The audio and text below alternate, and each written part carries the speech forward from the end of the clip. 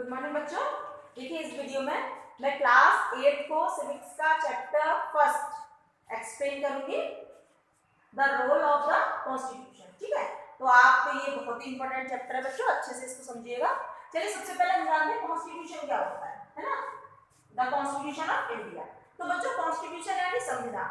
संविधान के जब अंग्रेज हमारे देश को छोड़कर गए, ठीक है, तो हमारे देश में अपना खुद का कोई संविधान नहीं था, कोई नियम नहीं था, कोई कानून नहीं था, कुछ भी नहीं था, है ना। बाद में डॉक्टर अम्बेडकर ने, भीमराव अम्बेडकर ने कॉन्स्टिट्यूशन हमारे देश को दिया, जिसके वो चीफ मेंबर बोले जाते थे कि उन्होंने हमारे देश को, ऐसा बोला जाता है ये है कि उन्होंने हमारे देश को जो है वो संविधान दिया है। तो फिर बाद में बच्चों जो संविधान था वो लिखा गया, है ना। अब आप सोचोगे इतनी जल्दी संविधान कैसे लग गया, कि अंग्रेज गए नहीं और मतलब अंग्रेज जाने के कुछ समय बाद ही, ठीक है। ये कब लिखा गया था बच्चों? 26 नवंबर 1949, ठीक है ना। तो अब ये इतनी जल्दी कैसे हो गया, इसको बैक ऑफ बोरो कहा जाता है। क्यों? हमारा जो इंडिया का संविधान है बच्चों, लिखित में सबसे पूरे वर्ल्ड में सबसे लंबा संविधान हमारे देश का संविधान है ना, जो लिखित में सबसे बड़ा है, रिटर्न में सबसे बड़ा है। क्यों? देखिए कोई नियम कानून किसी देश से ले लिया, कोई नियम कानून किसी देश से ले लिया, कोई नियम कानून किसी से, कुछ अपने बना लिए, तो इस तरीके से इसको बैक ऑफ बोरो कहा जाता है कि सब कुछ जो है वो लिया हुआ है। इस तरीके से सबसे बड़ा संविधान जो है वो हमारे देश के लिए बन गया इस तरीके से। और वो फिर आप सब जानते हैं कि 26 जनवरी 1950 में हमारे देश में पूरी तरह से लागू हो गया। इसीलिए हम आज जो गणतंत्र दिवस है ना उसको सेलिब्रेट करते हैं, ठीक है। चलिए अब जो कॉन्स्टिट्यूशन बच्चों हमें क्या बताता है कि हमारा देश संप्रभुता, समाजवादी, धर्मनिरपेक्ष और डेमोक्रेटिक यानी लोकतंत्र देश है जिसमें हम रहते हैं। लोकतंत्र यानी कि यहाँ पर जनता का राज्य चलता है।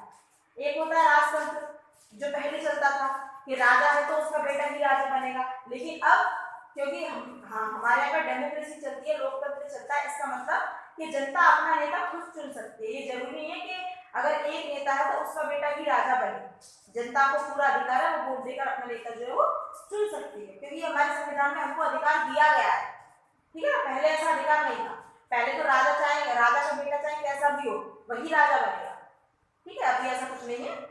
उसके बाद बच्चों हमारा संविधान हमको बहुत सारी चीजें देता है ना, जैसे इक्वलिटी देता है ना, लायबिलिटी देता है, बहुत सारी चीजें हमको प्रोवाइड करता है। पहले हमारे देश में नहीं थी, पहले हम सबको समान नहीं समझा जाता था, है ना, भेदभाव किया जाता था कि अपर कास्ट है, ये लोअर कास्ट है, इस तरीके से। अभी कुछ नहीं, सबको इक्वलिटी मिली हुई है, सब एक समान है, ठीक है। और पहले हमको फ्रीडम नहीं थी, अभी हमको फ्रीडम भी मिली हुई है कि हम कहीं भी जाकर अपने पूरे देश में, अपने देश में कहीं भी जाकर कोई प्रोफेशन चुन सकते हैं। पहले ऐसा नहीं था, पहले ऐसा होता था कि अगर कोई राजा है तो उसका बेटा ही राजा बनेगा, अगर कोई और ऑक्यूपेशन करता है तो उसका बेटा भी वही काम करेगा जो उसके पूर्वजों ने किया, लेकिन अभी ऐसा नहीं है, ठीक है।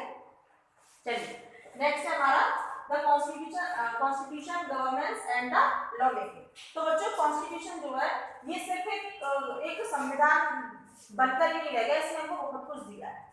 देखिए जितने भी नियम कानून सब कुछ होते हैं, है ना, वो सब क्या है, कॉन्स्टिट्यूशन से ही आए, उसमें लिखे हुए हैं, ठीक है। और बच्चों इसने हमको कुछ फंडामेंटल लीगल राइट्स भी दिए हैं जो नागरिकों के लिए हैं, जिसमें स्वतंत्रता का अधिकार हुआ, है ना, right to freedom, right to equality, है ना, और अगेंस्ट जो एक्सप्लॉयटेशन के अगेंस्ट जो एक नियम और है ना, शोषण के विरुद्ध अधिकार, तो वो भी दिया। तो ऐसे कई सारे नियम जो दिए हैं, इसमें कई सारे फंडामेंटल राइट्स दिए, हमको अधिकार दिए, ठीक है। तो ये कॉन्स्टिट्यूशन ने हमको दिया है। और बच्चों क्या दिया है, कोई अगर हमको कोई चीज गलत लगती है, मतलब कानून में कोई चीज है और तो हम उसके खिलाफ क्या करते हैं, रैली निकालते हैं या कोई कैंपेन शुरू करते हैं, तो वो भी हमको अधिकार है, यानी हम अपनी नजर से गलत सही बता सकें, ठीक है ना। तो इस तरीके से हमको कॉन्स्टिट्यूशन ने बहुत कुछ दिया है। नेक्स्ट हमारा the constitution and the legitimacy of the law. बच्चों लेजिटिमेसी ऑफ द लॉ क्या होता है, वैधता कानून, है ना, यानी एक उसमें रहकर एक कानून बनाया गया, ठीक है ना। देखो कि जब कोई नया कानून बनता है, कुछ भी बनता है, तो सुप्रीम कोर्ट के जरिए वो पास होता है। ठीक है, तो ये इसको जुडिशल रिव्यू कहा जाता है।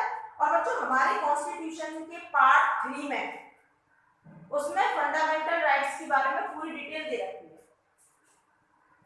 ठीक है ना, चलिए इसके बाद आता है बच्चों डिसेंट। अब देखिए डिसेंट क्या होता है। डिसेंट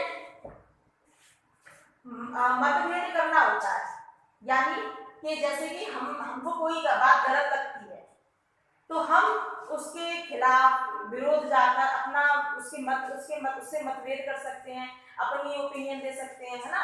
और अगर हमारी बात ना मानी जाए तो तुमने देखा होगा कि बहुत से हड़ताल करते हैं, भूख हड़ताल पे बैठ जाते हैं, कोई आंदोलन करते हैं, कुछ करते हैं। इस तरीके से ये सब डिसेंट में आता है। तो डिसेंट के 2 एग्जांपल यहाँ पर दे रखे हैं, आप उनको इस वीडियो में अच्छे से जानेंगे। लेकिन पहले सॉल्ट सत्याग्रह। सॉल्ट सत्याग्रह के बारे में आपने सुना होगा कि गांधी जी ने साबरमती आश्रम से एक गांव था गुजरात में, दांडी, है ना, वहां तक पैदल यात्रा की थी। ठीक है ना, तो उसमें क्या था, पहले सरकार ने वो क्यों की थी, सरकार ने क्या किया था, उस समय अंग्रेज सरकार थी हमारे देश की, तो उन्होंने क्या कर रखा था कि नमक को टैक्स लगा रखा था, जिससे नमक हमें बहुत महंगा पड़ता था, है ना। और आम जनता के लिए उसे खरीद पाना मुश्किल भी हो रहा था, क्योंकि भाई पहले इतना पैसा तो था नहीं, जितना तो सब अंग्रेज सरकार खा जाती थी, है ना, तरह तरह के रेवेन्यू सिस्टम लगा कर। तो अब जो आम सी चीज जो डेली चाहिए, जिसकी मतलब आप जानते हो ना नमक के बिना खाना कितना टेस्टलेस हो जाएगा, तो जो कंपलसरी है, अगर कोई चीज कंपलसरी ना हो तो हम एक बार उसके बिना रह जाएंगे, चलो हमें नहीं चाहिए, हम गुजारा कर लेंगे, लेकिन नमक के बिना कौन गुजारा कर लेता है। तो इसीलिए गांधी जी ने इससे बचने के लिए सॉल्ट सत्याग्रह मूवमेंट चलाया। इसमें उन्होंने, इसमें देखो आपकी बुक में पूरी डिटेल दे रखी है बच्चों। 78 फॉलोअर्स मतलब 78 लोग थे जब उन्होंने यात्रा शुरू की। बाद में जब वो अलग अलग जगह से होकर, अलग अलग कॉलोनियों से, अलग अलग मोहल्लों से होकर जब गुजरते गए, तो उसमें बहुत सारे लोग उनके साथ शामिल होते गए, पीछे पीछे पीछे पीछे। ठीक है, उन्होंने ये जो कैंपेन चलाया था 1929 से 30 तक के बीच में ये चला था। ये कब शुरू हुआ था बच्चों, ये 12 मार्च 1930 में इसको शुरू किया गया साबरमती आश्रम से। और जो गुजरात के पास एक कोस्टल विलेज था, कोस्टल विलेज यानी गुजरात में समुद्र और वहीं से नमक बनता है, तो उसके पास एक गांव था दांडी, वहां पर सब लोग 6 अप्रैल 1930 में पहुंचे। ठीक है, और वहां पर जाकर उन्होंने अपना खुद का नमक बनाया इस कानून को तोड़ने के लिए। ये एक नॉन वायलेंस मूवमेंट था, यानी इसमें कोई लड़ाई झगड़ा, कुछ दंगा फसाद कुछ नहीं था। ये प्रेम पूर्वक किया था, बिना लड़ाई झगड़े के, शांति से।